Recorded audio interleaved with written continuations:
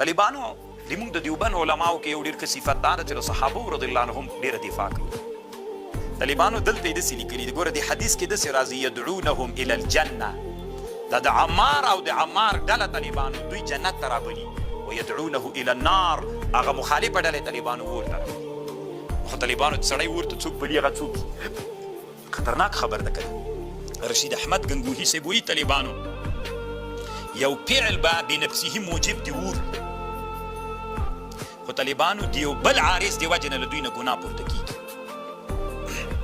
تاسو په دې خبر ځان پوهېږئ. اوس حق د علي رضی الله عنه، حق طالبانو چې کله دا کم جنګ دي صحابو په منځ کې اوس په دې جنګ کې حق د علي رضی الله عنه سره چې معاویه صاحب کم جنګونه ورسره کول، نو چې علي رضی الله عنه سره وو، نو دلته ولي رسول الله سلام وایي چې یدعونهم الی الجنة ویدعونه الی النار.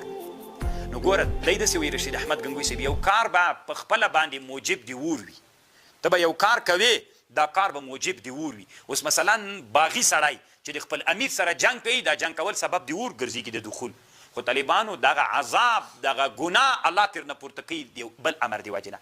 هغه امر دا و طالبانو چې دلته اجتهاد و. لنډې داسې په پښتو درته وایم طالبانو، نو دا خو د صحابو په حق کې د معاویه صاحب او د دوی ملګرو، معاویه صاحب سره هم ډېر صحابه ملګري ول طالبانو، نو چې ملګري سول ورسره، نو صحابو په حق کې مونږ داسې کله ویلی سو طالبانو هغوی ټول جنتیان ول، داسې مونږ کله ویلی سو چې دا نعوذ بالله داسې کارونه، نو بیا مونږ طالبانو داسې وي دا اجتهاد و. په اجتهاد کې چې سړی خطا سي چیرته ځي؟